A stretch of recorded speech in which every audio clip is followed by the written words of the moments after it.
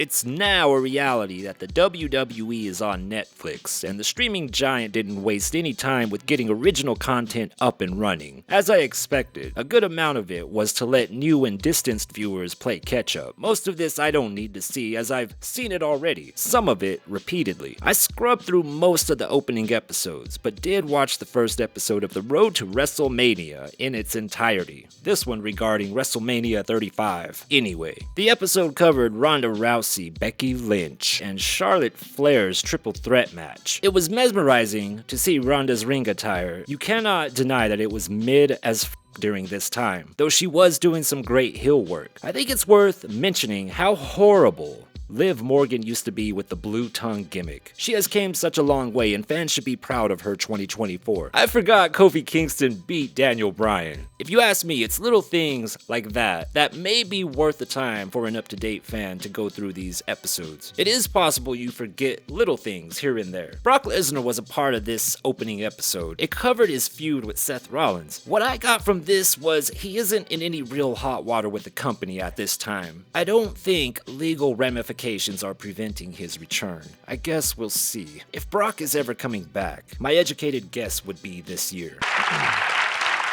Wow, you're double Scorps. Yes. The opening night for Raw had mixed reactions across social media. I enjoyed it, but I said to another that so much is different, I keep finding myself distracted from the actual matches. I had to rewatch Roman and Solo and Rhea and Liv. I like Joe Tessitore much more than when I roasted him doing the UFC Roundtable for 300. This crowd right into UFC 300. So we have gathered WWE superstars connected to MMA. CM Punk, of course, a couple fights in UFC. Shayna fought Amanda Nunes, UFC fighter.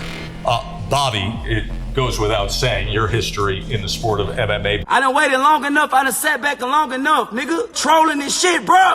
This shit ain't no fucking game! He has gotten much better over the months since officially joining the WWE. This presentation, in my view, was clean and crisp. As for the logos, well, I tried to tell the world what was coming in the second half of 2023 along with many others. Here we are. I'm not surprised, motherfuckers. And the logos don't bother me one bit. Fuck your story. WWE is making it no secret that 2025 is hot girl season. There will be no workhorse, Halo brute types ushering in this era. No, simps get to rejoice for their WWE Women's Champions in Rhea Ripley, Tiffany Stratton, Chelsea Green, and of course, Julia. Oba Philly. As a fan base, there's gonna be some to say, no thank you, I want Liv Morgan. And to that I say, sit tight and don't talk like that online. It's not like these hyenas are retiring. Some great stories are guaranteed to come out of all of this. Don't worry. For me, I would like to see Roxanne Perez get over to Raw. Hopefully she is an entrant in the Royal Rumble. It would be a good start to have her in the final 4 to 6 left in the ring and get effed over by, I don't know, say Asuka or Alexa Bliss. Something like that. But which hyena do I have picked to win the Rumble? I have a video up on Tiffany Stratton that has been up since it was announced she signed with Paradigm Talent Agency, not to be confused with Paradigm Sports. My thoughts on her haven't changed. Feel free to check it out if you haven't yet. I have been following Julia for 5 or 6 years now, and it's quite satisfying to see her get such a push out the gate with WWE NXT. Don't get it twisted, Roxanne Perez is another that's just on top of her game in my opinion. In fact, the entire women's division in the NXT is on top of their game. But for me, like I said earlier, it's high time she hits the main roster. The women's NXT division is so strong, Roxy set them up for success. Now go make AJ proud and get one of those straps from these dastardly divas. Interchangeable, expendable, useless women. Women who have turned to reality television because they just weren't gifted enough to be actresses. And they just weren't talented enough to be champion. I have saved your Divas division. I have shattered glass ceilings. I have broken down doors. Why? So a bunch of ungrateful, stiff plastic mannequins can waltz on through without even as much as a thank you. I didn't get here because I was cute, or because I came from some famous wrestling family, or because I sucked up to the right people.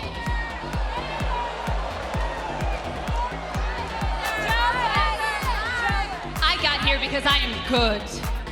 One thing that didn't go well for Raw on Netflix episode 1 was the immortal Hulk Hogan. Lamau, bro. It's impossible for me to believe that not one person mentioned amongst the bosses, hey, is this a good idea? Fans argued amongst themselves about the political views and the location and timing and whatnot. Shove all that bullshit aside, Hulk Hogan has played kayfabe his entire career. Even The Undertaker eventually let the pretending go. Hogan is just a chronic liar, and too many out there are aware of it.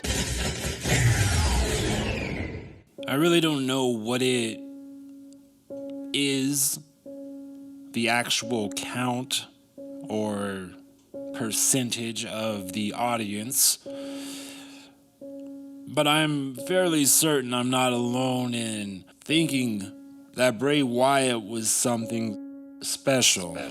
I feel like I'm not the only one that gravitated to him and felt like it was more complex than just being a WWE fan. Something about Bray connected with me in a heavy way. And I can't speak for the world, but for myself, I do believe it was his fearlessness and not only creativity, but toward the reality of what life is, and using that as a foundation of his creativity. The return of Bo Dallas and company as the faction Wyatt 6 had me very excited when we were heading into their arrival. I think the masks mostly are good and the performers involved are great. However, we are a long-ass way from their arrival. Uncle Howdy's mask is a little bit overproduced in my opinion. I thought the in-ring debut of Howdy/Dallas was very good against Chad Gable. But what are we doing now? It seems the Wyatt 6 are headed to SmackDown. The members have been posting images of the SmackDown set, and SRS of Fightful has said something about it, so I guess it's legit. This, for me, ruins all that was built for their arrival. You can't relaunch the Wyatts again, right? It's too fresh in our minds, and their leader has already been declared a loser by taking a clean L in his second match. Where is the mystique now? What's left to wonder here? Uncle Howdy and crew aren't making any title runs anytime soon, and in my opinion,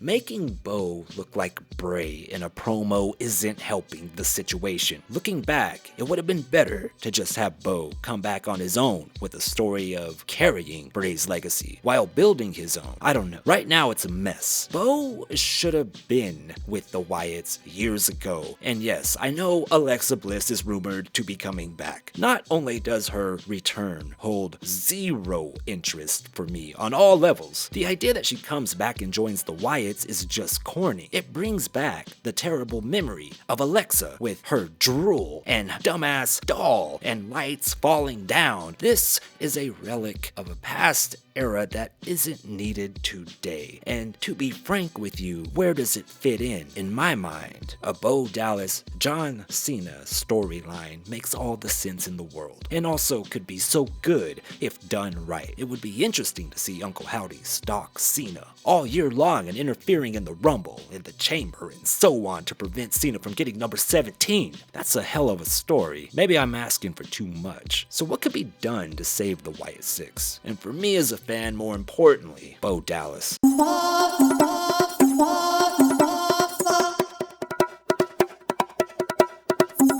What the hell is The Rock doing? You know, I find it difficult to believe that the plan on January 5th was to go out the next day and play nice and hug Cody with tequila and bend knee to Roman on Raw's Netflix debut, only to head over to NXT the next evening and declare we are all dumb idiots and it's all a part of his master plan to deceive Roman or Cody or both or someone else. Maybe we are all just dumb and this was brought up in the war room and they really are 20 steps ahead. Or maybe it's just another pivot because WWE made a mistake. Maybe it was was to test the waters, you know.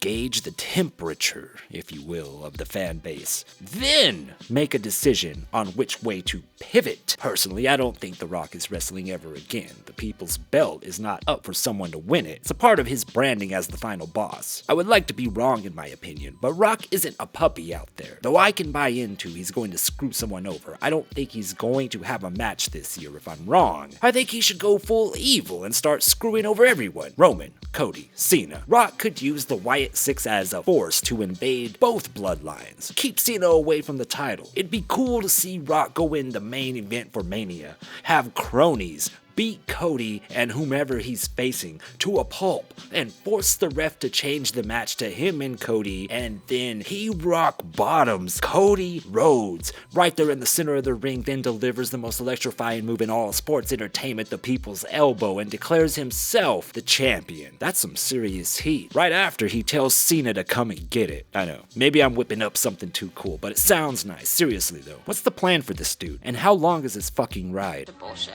I'm sorry. But, like, it's a virus. I get it. Like, I respect it. But at the same time, like, even if everybody gets it, like, yeah, people are gonna die. It's just terrible. But, like, inevitable? Hey, I'm not surprised, motherfucker.